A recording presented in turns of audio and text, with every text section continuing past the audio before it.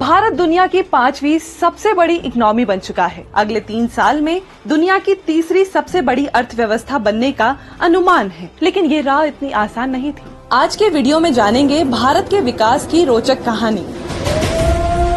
1870 का दशक, पंजाब में पहली बार रेलवे लाइन बिछाई जा रही थी। तब इंजीनियर्स को एक खंडर मिला। उसकी ईंटें इतनी मजबूत थी कि उनका इस्तेमाल रेलवे लाइन में कर लिया गया। ये ईंटें करीब 5000 साल पुरानी थी। जब 1920 में गहन खुदाई हुई तो वहाँ प्लांट सिटीज, पक्की ईंटों की इमारतें और सड़क के दोनों तरफ ढकी हुई नालियाँ मिली। खुदाई में गहनों से लदी महिलाओं की मूर्ति भी मिली।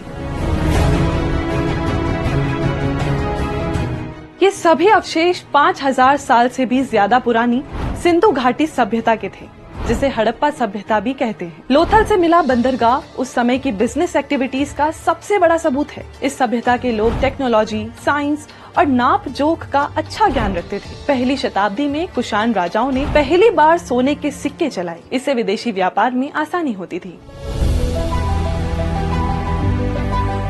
वहीं चौथी शताब्दी का गुप्त काल भारत का स्वर्ण काल माना जाता है। 16वीं से 18वीं सदी में मुगल काल में भारत ग्लोबल बिजनेस हब बन चुका था। उस समय भारत का सामान यूरोप में अमीरी की निशानी माना जाता था। अकबर के समय सरकारी खजाने में जमा टैक्स और रेवेन्यू आज के 87,980 करोड़ रुपए के बराबर था, जबकि ब्रिटेन की महारानी एलिजाबेथ के खजाने में सिर्फ 1363 करोड़ रुपए ही जमा होते थे। हार्वर्ड यूनिवर्सिटी के प्रोफेसर स्विन बेकर्ड अपनी किताब Empire of Cotton global history में लिखते हैं, ढाका का मलमल दुनिया का सबसे महंगा कपड़ा था। ढाका के मलमल से बने कपड़े पहनने का अधिकार सिर्फ फ्रांसीसी राजघराने को था।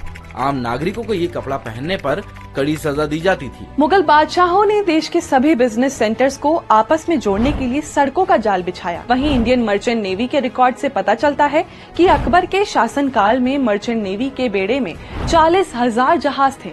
इतिहासकार अशिन दास गुप्ता के मुताबिक 17वीं सदी तक भारतीय समुद्री व्यापार का स्वर्ण युग था। मुगल काल में भारत आए फ्रेंच यात्री ट्रेवेनियर ने शाहजहां के बनवाए मयूर सिंहासन का जिक्र किया। ये सिंहासन इतना शानदार था कि इसकी कीमत दुनिया का 8वां अजूबा कहे जाने वाले ताजमहल से भी ज्यादा थी। 1665 में इसकी कीमत करीब 10 करोड़ 70 लाख रुपए बताई गई थी। कहा जाता है कि इस कीमत से 2 ताजमहल बनाए जा सकते थे, लेकिन 1707 में औरंगजेब की मौत के बाद मुगल कमजोर पड़ने लगे। 1739 में ईरान के बादशाह नादिर शाह ने दिल्ली पर हमला कर दिया। इस कत्लेआम में करीब 20,000 लोग मारे गए। 57 दिन बाद जब नादिर शाह ने दिल्ली छोड़ी तो मयूर सिंहासन कोहिनूर समेत कीमती हीरे जवाहरात ले गया। फिर आया ब्रिटिश कॉलोनियल रूल का वो दौर जब भारत को लूटा गया और देश में भुखमरी के हालात बन गए। कांग्रेस नेता शशि थरूर अपनी किताब inglorious empire what the British did to India में लिखते हैं, 1943 में बंगाल में भयंकर अकाल पड़ा,